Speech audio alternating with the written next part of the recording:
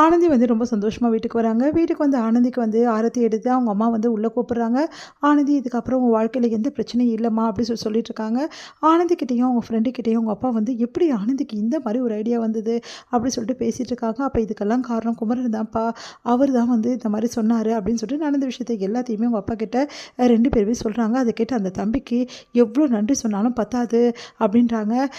சரிம்மா, அந்த தம்பிக்கு நம்ம நன்றி கண்டிப்பாக சொல்லியே ஆகணுமா, அவர் எவ்வளோ பெரிய விஷயத்த பண்ணியிருக்காரு அப்படின்னு சொல்லிட்டு சொல்கிறாங்க. அதை கேட்டுட்டு இல்லைப்பா, சொல்லிடலாம், தேங்க்ஸ் சொல்லிடலாம், ஆனால் அவருக்கு இப்போ இந்த விஷயம்லாம் தெரிய வேணாம்ப்பா, அப்புறம் பார்த்துக்கலாம் அப்படின்னு சொல்லிட்டு அவங்க ஃப்ரெண்டு ஆனந்தியோட ஃப்ரெண்டு வந்து குணவதி வந்து சொல்கிறாங்க.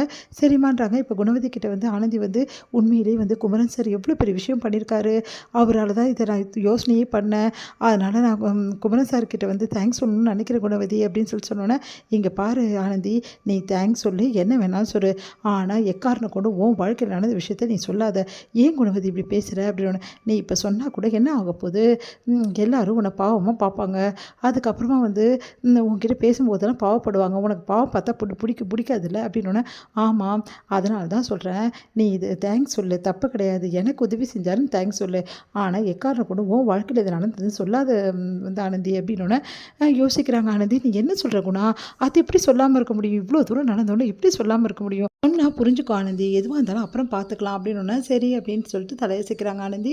அடுத்து வந்து இங்கே என்ன பண்ணுறாங்க, ஆனந்தி வந்து குமரனை வந்து சந்திக்கிறாங்க. குமரனுக்கு ரொம்ப தேங்க்ஸ்ங்க அப்படின்னு சொல்கிறாங்க. எதுக்கு அப்படின்னோடனே, எல்லாம் எதுக்கு, எனக்கு டைவர்ஸ் கிடச்சிச்சு அதுக்கு தான் அப்படின்னு குணவதி வந்து சொல்கிறாங்க. அப்படிங்களா, ரொம்ப சந்தோஷங்க, அப்போது இந்த மாதிரி தான் சொன்னீங்களா, ஆமாங்க இந்த மாதிரி தான் சொன்னாங்க, சொன்னோன்னே டைவர்ஸ் கிடச்சிருச்சு, அவனும் வந்து டென்ஷன் ஆகி வந்து இந்த மாதிரி வந்து பேச ஆரம்பித்தான், அதுக்கப்புறம் தான் டைவர்ஸே கொடுத்தாங்க அப்படின்னு நான் சொன்னேன்ல, ரொம்ப தேங்க்ஸுங்க அப்படின்றாங்க. ஏங்க எதுக்குங்க, உங்கள் ஃப்ரெண்டுக்காக நீங்கள் இவ்வளோ தேங்க்ஸ் சொல்கிறீங்க அப்படின்னு. என் ஃப்ரெண்டுக்காக எங்கே சொன்னேன், எனக்காக தானே சொன்னேன் அப்படி சொல்லிட்டு மனசில் நினைக்கிறாங்க ஆனந்தி. உடனே வந்து ஏங்க எனக்கு எவ்வளோ சந்தோஷமாக இருக்குது தெரியுமாங்க, இப்போ என் ஃப்ரெண்டு ரொம்ப ஃப்ரீ ஆகிட்டா, ஆமாங்க ரொம்ப ரொம்ப ஃப்ரீ ஆகிட்டா அப்படி சொல்லிட்டு பேசிகிட்டு இருக்காங்க. சார், நீங்கள் பண்ண உதவி இருக்கே அது எவ்வளோ பெரிய விஷயமே தெரியும், இப்போ தான் ஆனந்தி முகத்தில் சிரிப்பே வந்திருக்கு, உண்மையிலேயே ரொம்ப சந்தோஷமாக இருக்குங்க ஆனந்தி, நீங்கள் இப்படியே சந்தோஷமாக காலம் ஃபுல்லாக இருக்கணும், அதை பார்க்கும்போது எனக்கும் சந்தோஷமாக இருக்குது அப்படின்னு சொல்லிட்டு இருக்காரு குமரன்.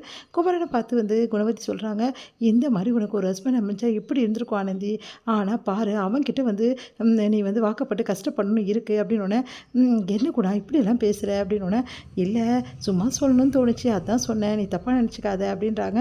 சரி, இதுக்கப்புறம் நம்மளோட வேலையை நம்ம வாழ்க்கையில் எப்படி முன்னேறது தான், அதை போய் பார்ப்போம் வா அப்படின்னு சொல்லிட்டு போகிறாங்க. இங்கே வந்து குமரன் ரொம்ப சந்தோஷமாக இருக்கார். இங்கே வந்து அவங்க அண்ணன் வந்து என்ன குமரா ரொம்ப சந்தோஷமாக இருக்க அப்படின்னோடனே, இந்த மாதிரி நடந்த விஷயத்தையெல்லாம் அவங்க அண்ணன்கிட்ட ஷேர் பண்ணுறாரு குமரன்.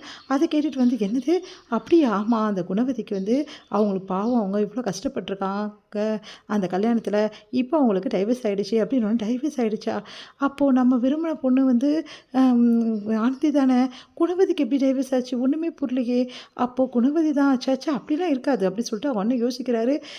என்ன இப்படி வருதே அப்படின்னு சொல்லிட்டு யோசிச்சுட்ருக்காரு, ஒன்றும் புரியாமல் அந்த வந்து ஜோஷியக்காரங்க சொன்னது எல்லாத்தையும் யோசிச்சுட்ருக்காரு.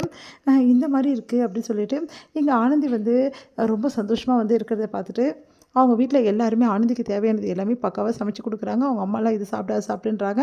அவங்க அண்ணனும் அவங்கள பார்த்து கவனிச்சிக்கிறாரு. அவங்க வந்து ரொம்ப சந்தோஷப்படுறாங்க. ஆனந்திக்கிட்ட அவங்க அண்ணன் சொல்கிறாரு, ஆனந்தி இனிமேட்டு அப்புறம் நீ தான் என் செல்ல பொண்ணு மாதிரி, இதுக்கப்புறம் உன்னோட வாழ்க்கையை நல்லபடி வந்து அமைச்சிக்கோ அப்படின்னு சொல்கிறாங்க. இப்போல்லாம் அதை பற்றி பேச வேணாண்ணா ப்ளீஸ்ண்ணா அப்படின்னோடனே, சரிம்மா நீ சந்தோஷமாக இருந்தால் எனக்கு அது போதும்னு சொல்லிட்டு அவங்க அண்ணனும் மனசு மாதிரி சொல்லிட்டு இருக்காரு. அவரோட ஃப்ரெண்டு வந்து ஆனந்திக்கு வந்து நீ ப்ரப்போஸ் பண்ணிவிடு அப்படின்னு சொல்லிட்டு ஐடியா கொடுக்குறாரு.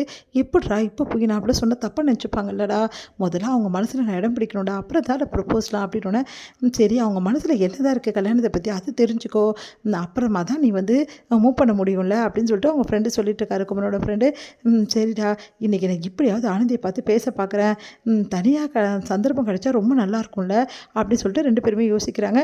ஆனந்தி கண்டிப்பாக கோயிலுக்கு போவாங்கள்ல, அங்கே போய் பார்க்குறேன் அப்படின்னு சொல்லிட்டு போகிறாரு.